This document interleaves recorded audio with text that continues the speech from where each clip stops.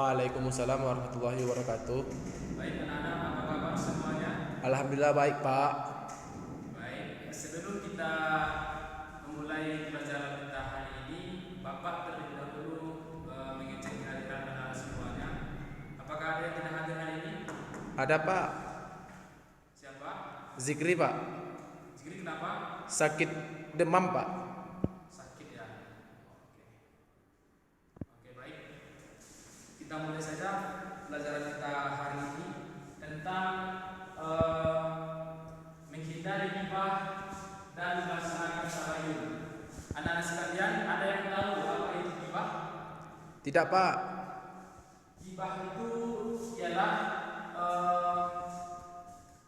menggunjing, membicarakan kejelekan dan kekurangan orang lain. Kemudian pada ghibah ini terdapat pembicaraan mengenai kejelekan atau aib seseorang. Jadi anak bapak, ghibah ini membicarakan dan menggunjing kejelekan seseorang. Ghibah ini ibaratkan sebagai memakan daging saudara sendiri. Jadi anak bapak, Islam melarang melakukan ghibah, yaitu terdapat pada Quran surah Al-Hujurat ayat 12. Di sini dikatakan bahwa wahai orang-orang yang beriman, jauhilah banyak prasangka, sesungguhnya sebagian prasangka itu dosa. Janganlah mencari-cari kesalahan orang lain dan janganlah ada di antara kamu yang menggunjing. Jadi di sini ada kata menggunjing. Maka anak-anak bapak harus perlu mengetahuinya. Di Al-Quran sudah dilarang menggunjing seseorang.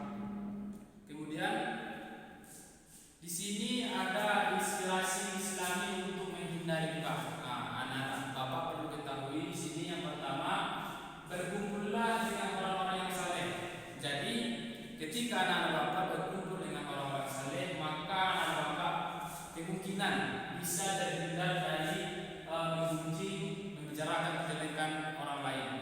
Kemudian yang kedua, menyadari bahwa Allah Subhanahu wa taala membenci seseorang yang menggunjing saudaranya. Jadi Allah Subhanahu wa taala juga sangat membenci orang-orang yang menggunjing saudara sendiri. Kemudian menjaga lisan berpikir positif. Selanjutnya, Islam menganjurkan tabayun. Tabayun menurut bahasa artinya mencari kejelasan tentang sesuatu hingga jelas keadaannya. Maksudnya ialah anak-anak bapak harus mencari kejelasan tentang sesuatu atau informasi yang benar keadaannya.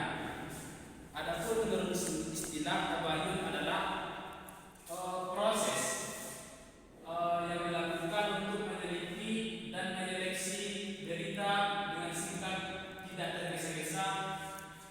Dan adapun menurut istilah tabayun itu adalah proses yang dilakukan untuk meneliti dan menyeleksi berita dengan sikap tidak tergesa-gesa dalam memutuskan sesuatu sehingga permasalahan tidak jelas dan benar. Tabayun ini sangat penting bahwa anak-anak bisa memeriksa kebenaran informasi itu dengan teliti agar tidak simpang siur atau salah dalam menerima informasi. Kemudian tabayun pada informasi media sosial. Jadi pada saat sekarang ini anak-anak bapak sekalian, kita sangat dekat dengan media sosial, termasuk dengan TikTok, WA, Facebook atau lain sebagainya. Jadi perlu anak-anak bapak meneliti kembali informasi yang benar, harus dipastikan sumber dan informasi itu secara teliti. Kemudian anak-anak bapak memastikan bahwa informasi itu berisi kebenaran, bukan kebohongan ataupun kejelekan orang lain. Kemudian yang ketiga, pastikan tempat dan waktu informasi yang diperoleh itu adalah benar. Jadi ini tabayun pada media sosial saat ini. Selanjutnya, di sini anak bapak harus memperhatikan. Di sini ada beberapa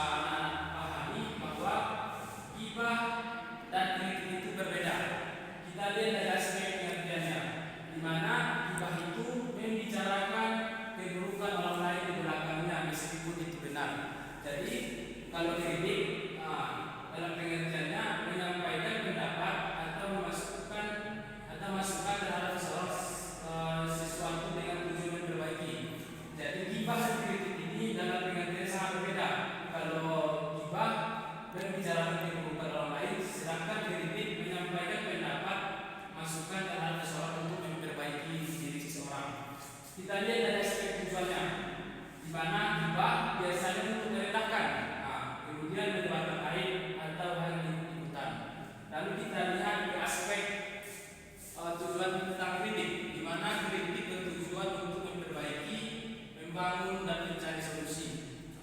Lalu kita lihat di aspek cara penyampaian. Gibah ini penyampaiannya di belakang orang lain yang dibicarakan tanpa sepengetahuannya, sedangkan kritik disampaikan secara langsung atau terbuka dengan cara yang sopan. Kemudian kita lihat dari aspek hukum dalam Islam. Kalau gibah ini dosa atau berdosa di dalam agama, dalam Al-Quran dan hadis. Kemudian kalau kritik ini diperbolehkan dalam Islam, bahkan dianjurkan jika anak bapak melakukannya dengan adat yang benar. Ini perlu anak-anak bapak ketahui 4 aspek dalam pengertian gibah dan kritik. Yang terakhir anak bapak, kita harus memiliki hikmah dari tabayun. Yang pertama, berhati-hati dalam menerima berita. Jadi anak-anak bapak, kita tuh harus berhati-hati menerima informasi atau berita yang berada pada media sosial. Kemudian menghargai orang lain sehingga tidak terjadi kesalahpahaman. Kemudian berbaik sangka terhadap sesama sehingga dapat menimbulkan kerukunan dan kedamaian. Kemudian persatuan dan kesatuan dapat menjaga dapat terjaga baik di lingkungan keluarga, sekolah maupun masyarakat. Yang terakhir, hikmahnya yaitu menciptakan kerukunan dan kedamaian di masyarakat. Jadi inilah yang perlu anak-anak bapak ketahui dan bisa memiliki hikmah dan tabayun. Itulah materi kita hari ini. Apakah ada yang tidak paham, anak-anak bapak sekalian? Paham, Pak. Oke, baik. Itulah penjelasan materi dari bapak. Baik, untuk tugas minggu depan, anak-anak bapak membuat mapping tentang menghindari gibah dan melaksanakan tabayun. Akan bapak tagih di minggu depan dan dikumpul sebelum memasuki materi selanjutnya. Oke, baik. Kalau tidak ada pertanyaan lagi, bapak tutup dengan mengucapkan doa. Alhamdulillah.